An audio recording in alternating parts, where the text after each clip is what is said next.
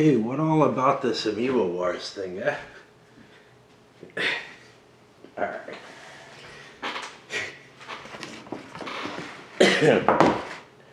So, definite mixed feelings on this one. There's a lot of cleverness, as with the same designers, I'm not sure, but for BGG, they're all credited. Of two other games that they did. Wizard's Quest, which honestly is pretty bland in my tastes. Really didn't have a hell of a lot going on in it to make it more exciting. And Dragon Hunt, which I think is a pretty cool game across the board. This is somewhere in the middle, to tell you the truth, because that's what we must do for me.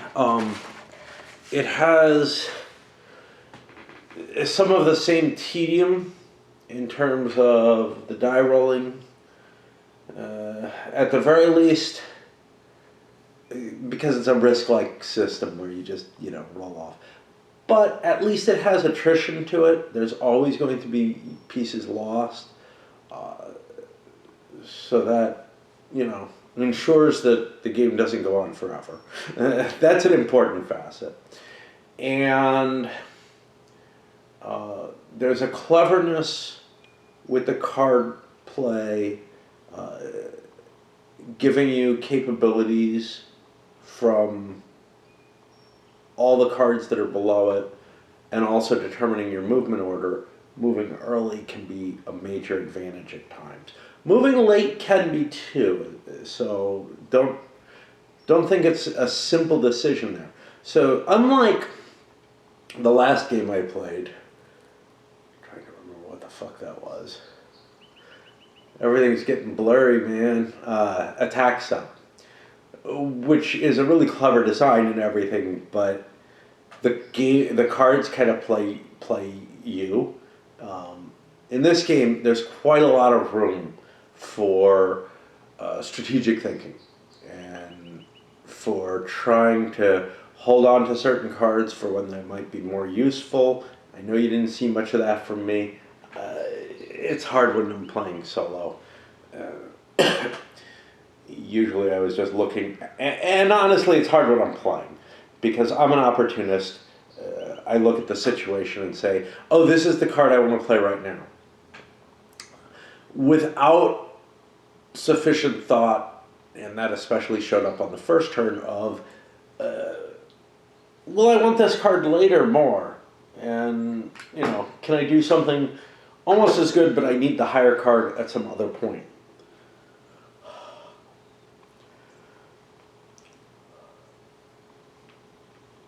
Let's look at the components, and maybe we'll pay more attention to the rule systems, but they're fairly simple. The map is serviceable. It's not pretty, not to me. I don't find the attractiveness high. I found sometimes the colors, this is orange differentiated from yellow, to be a little bit too similar, especially when you put the yellow tint over everything. Things became more difficult to see. The little numbers maybe should stand out a little bit more, although they're perfectly fine. There's plenty of room on them. I don't have any major gripes there. The player aid, okay, so half the player aid, one side of the player aid is kind of not needed, which is fine.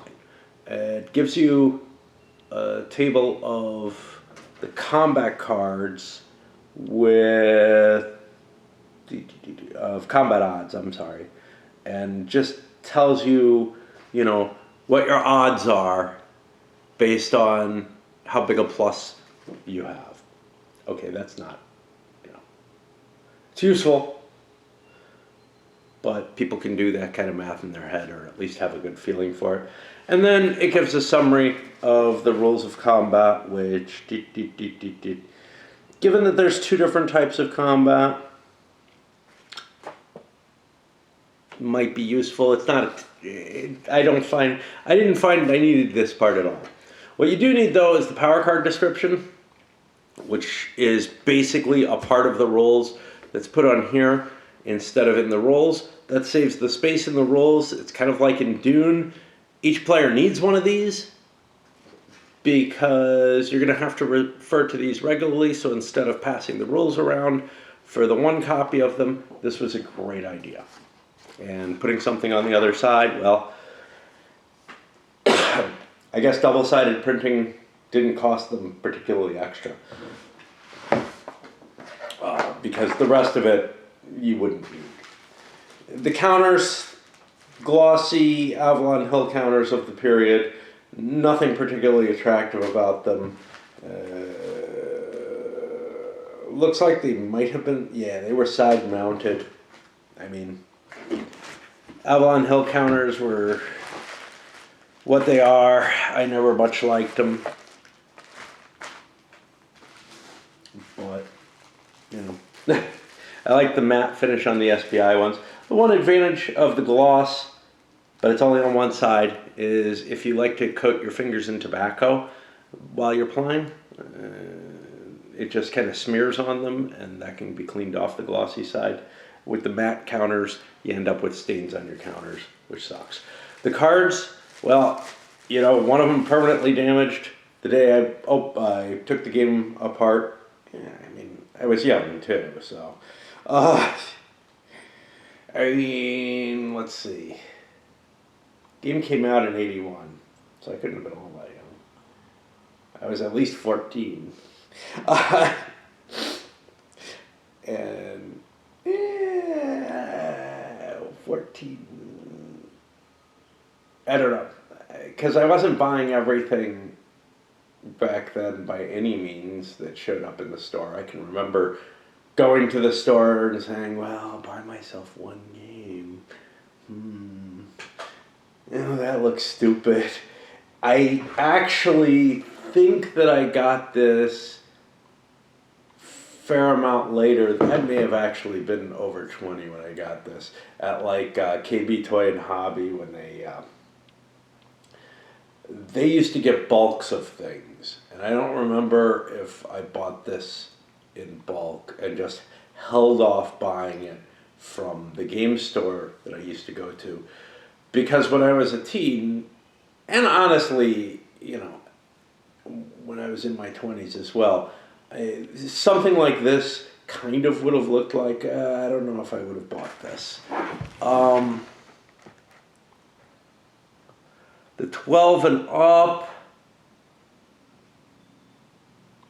I can't tell you. I just can't tell you if I bought this one new or, well, it was new either way, but I either bought it reduced a couple years later, or I bought it new,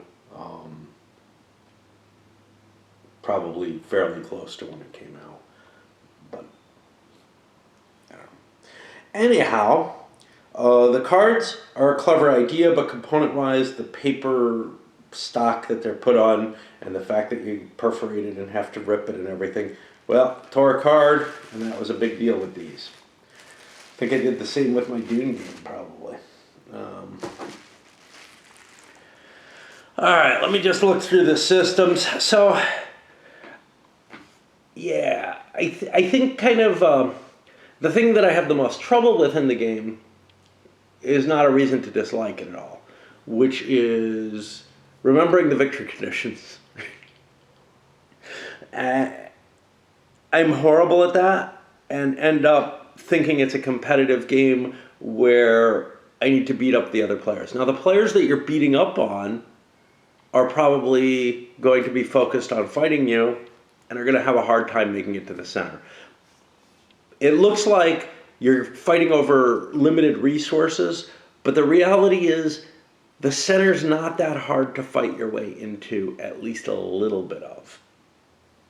And in my playthrough, most of my players, maybe all of them, kind of were ignoring that main goal. The center can be dangerous to just stick your foot into, though, because there's a lot of amoeba there, amoebae, and the more it looks like you're trying to win, the less you can kind of hide that you're trying to win, and other people might beat up on you, or they might be trying to win themselves, and, well, you might end up reminding them that, hey, this is how you win the game. What are you doing, you idiot? Because I've seen when people go into the center, I'm like, wait, that's what I should be doing, isn't it? So there's actually some advantage, potentially, in holding off and doing what the winner in this game actually did.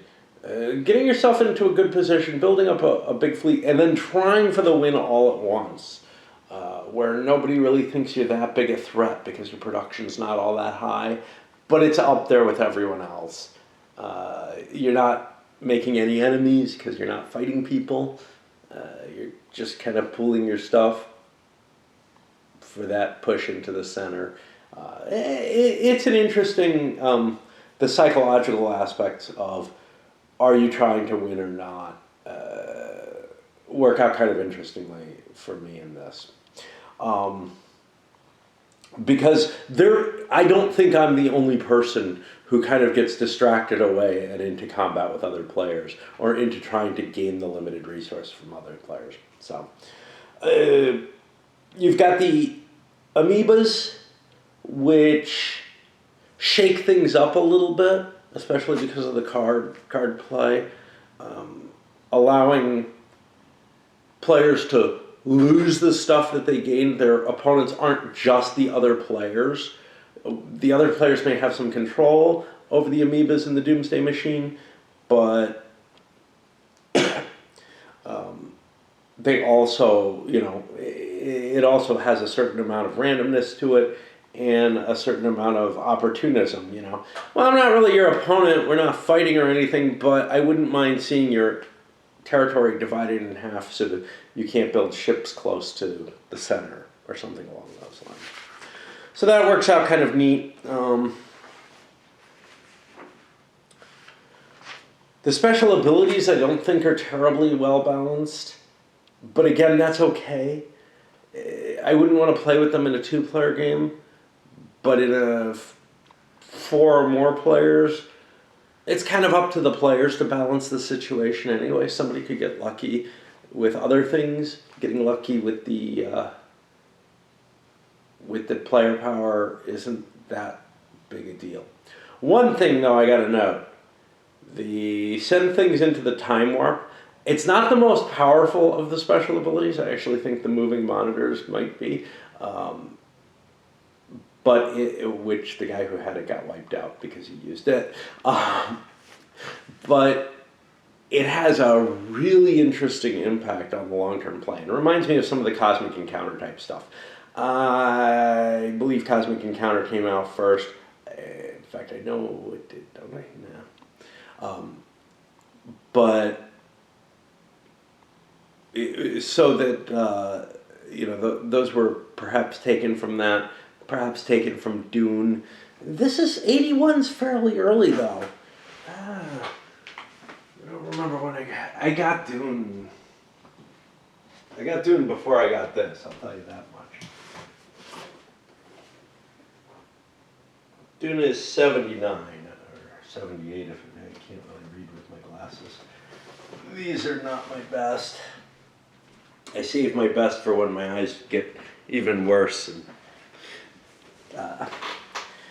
But yeah, so, that kind of idea, and I'm pretty sure Dune came out after Cosmic Encounter.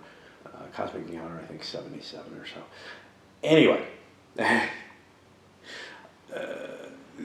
that kind of idea being added into a game was a pretty neat thing. Neither Dune nor Cosmic Encounter necessarily equaled out the player powers, although Dune made definitely a better job of it. But, again, it's up to the players to balance things out. Just like in a game of diplomacy, Italy's at a disadvantage. Well, they can use that to their advantage, right?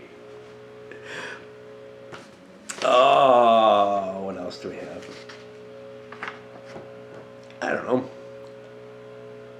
know. They can continuity towards building. So you have to build your ships in a space that traces back to one of your home systems, and that allows for some trickiness in terms of cutting someone off so they can't reach the center or reach, where they really want to attack you with a lot of force all at once.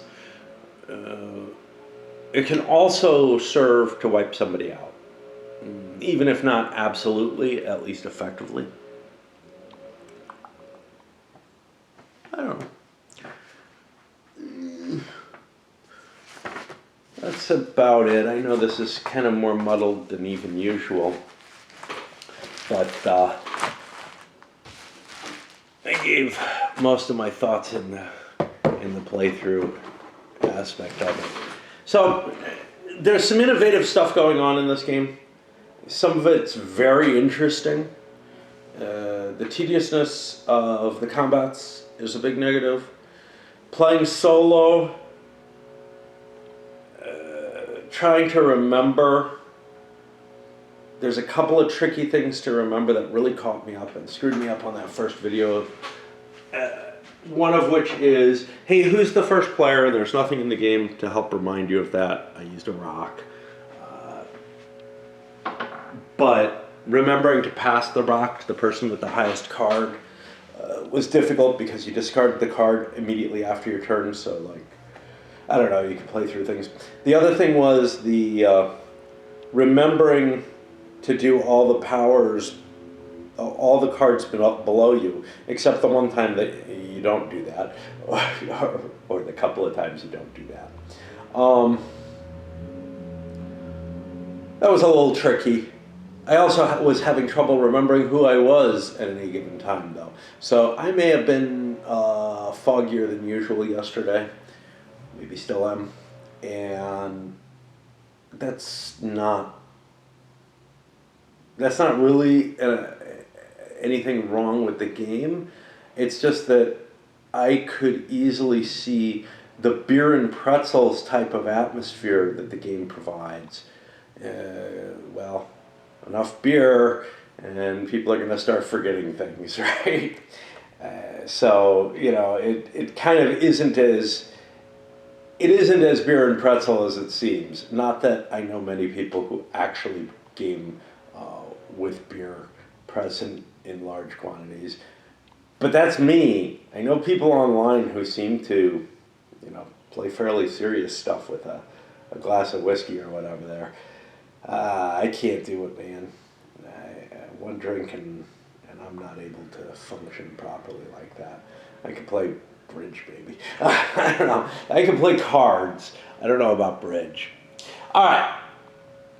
So that's about it for Amoeba Wars. In that so-so area. There's a reason that I don't pull it out very often with other people, even though it's got some intriguing mechanisms and is fairly easy to learn. It's just sort of, it doesn't give much of a story. The whole game is really about the mechanisms and the competition level of it, and that's more Euro style, although with all the die rolling not so much, and player elimination. But it's more of a Euro style thing than it is the kind of games that I'm usually interested in playing. Up it goes.